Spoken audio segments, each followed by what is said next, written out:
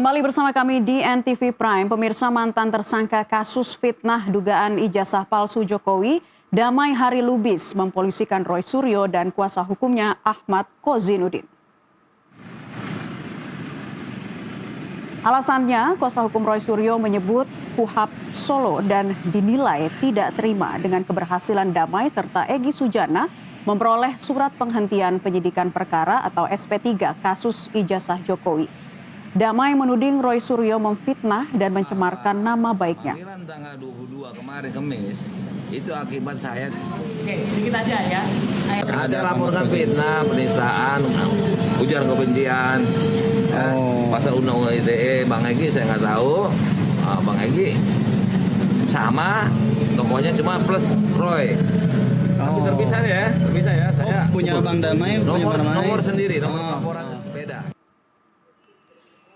Sementara itu, Roy Suryo menanggapi Egy Sujana dan Damai Hari Lubis yang mempolisikan dirinya dan kuasa hukumnya Ahmad Kozinudin.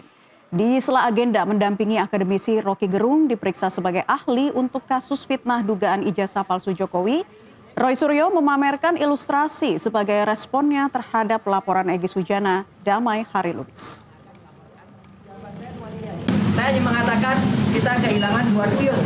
Jadi nanti kalau prosesnya dilanjutkan dari Polda Metro Jaya harus memproses 2 triliun. Itu aja udah. Jadi kalau triliun bisa dipidana, ya udah triliunnya aja dipidana. Tidak menyebut nama, saya ingin mengatakan 2 triliun. Jadi tulisan dari Pak Bukan itu ada 2 triliun menulis J. Apa artinya? Tanyakan pada Indonesia. Ya, udah itu aja. Jadi saya tanggapi dengan ketawa dan senyum saja. Lebih jelasnya kita akan langsung berdialog pemirsa dengan terlapor Roy Suryo yang sudah hadir di studio NTV Prime.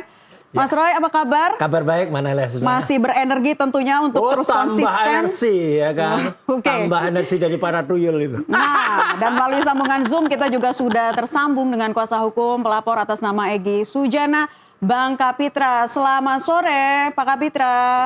Selamat sore, Assalamualaikum. Ya, sore Pak Kapitra. Baik, terima kasih Sore, Roy. para narasumber sudah bergabung di kesempatan NTV Prime kali ini.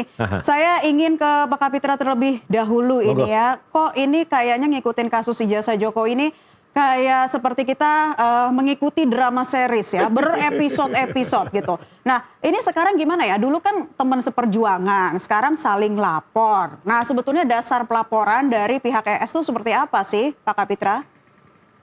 Ya, saya prihatin ya sebenarnya. Ini kan persahabatan ini harusnya konkret dan abadi ya. Meskipun ada perbedaan-perbedaan. Ini yang sekarang karena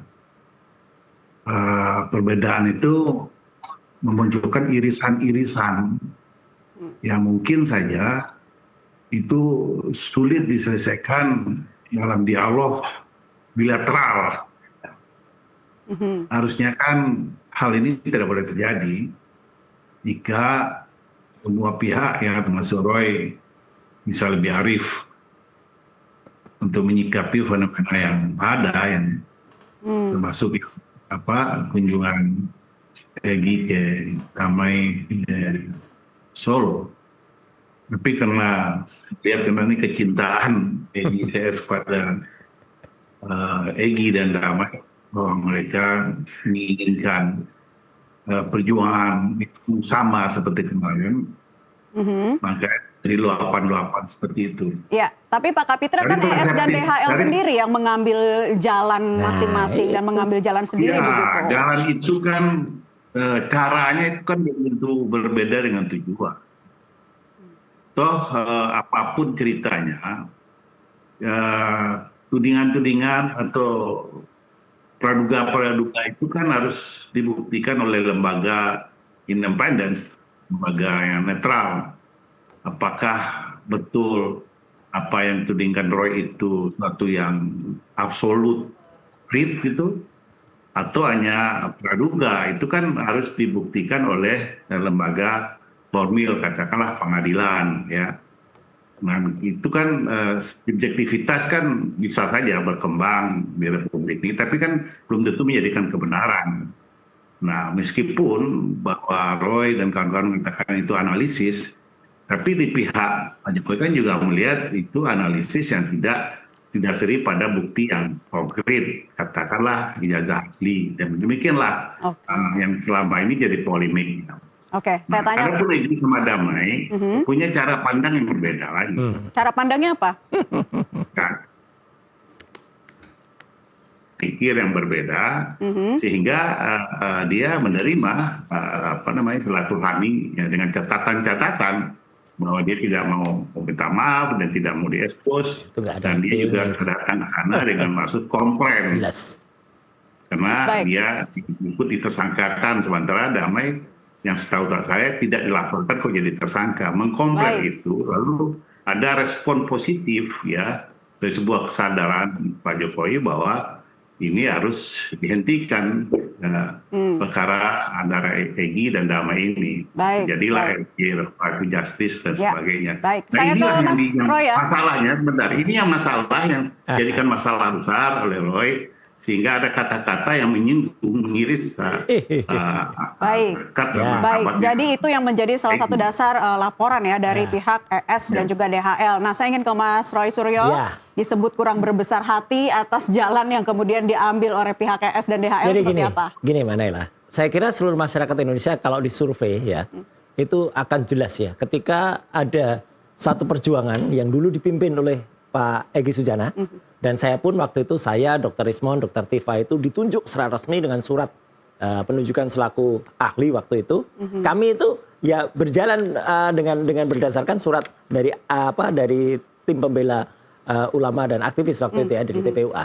Artinya kita berangkat dari sana. Dan ketika kemudian kami sudah menemukan fakta bahwa ijazah itu insya Allah 99,9% palsu, dan itu makin terbukti dengan adanya fakta-fakta dari sidang CLS di Solo, itu makin terkuak kalau itu palsu. Rektor juga barusan kemarin menyampaikan statement yang lucu banget. Pertama bilang Jokowi lulusnya Oktober, kedua bilang lulusnya November. Jadi orang yang sama bilang statement yang berbeda hanya selang waktu berasa. Nah, tapi menarik gini, yang pertama saya harus sampaikan, ini supaya koreksi juga.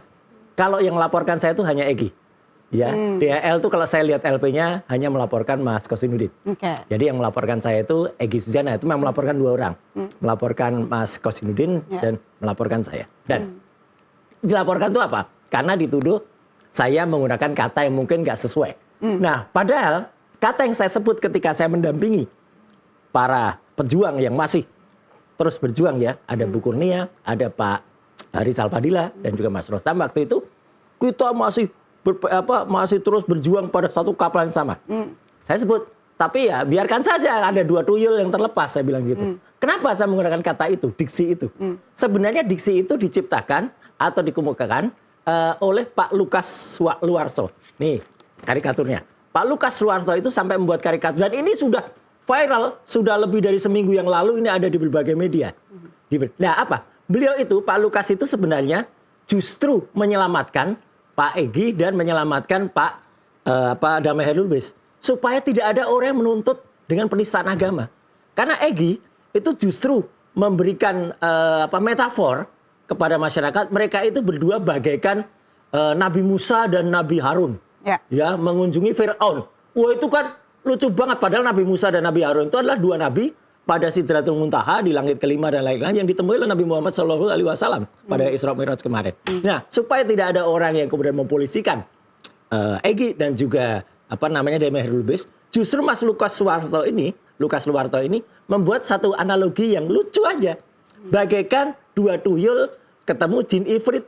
Udah. Nah, dia nulis bagus sekali analoginya. Itu pun saya quote. Ya, analogi jin ifrit dan dua tuyul ini. Jadi artinya ketika ada dua tuyul, siapa itu ya kita nggak ngerti. Pokoknya pemikirannya Pak Lukas begitu. Ya udah, saya quote aja kata-kata dua tuyul itu. Nih, ada yang marah. Nah makanya gini, Mbak Den. Kalau ini mau diproses, ayo kita tunggu Polda Metro Jaya nanti harus mem-BAP dua tuyul. Jadi dua tuyulnya harus dipanggil dulu. Benarkah dia tuyul? Terus tanya, apakah Anda tuyul? KTP-nya namanya tuyul nggak? Baik. Coba kita tanya Pak Kapitra. Berarti memang karena kata-kata ini ya yang dianggap pencemaran nama baik yang kemudian ini menjadi dasar dari laporan ya pihak KS dan juga DHL. Silakan. Katanya bisa dibuktikan nggak begitu?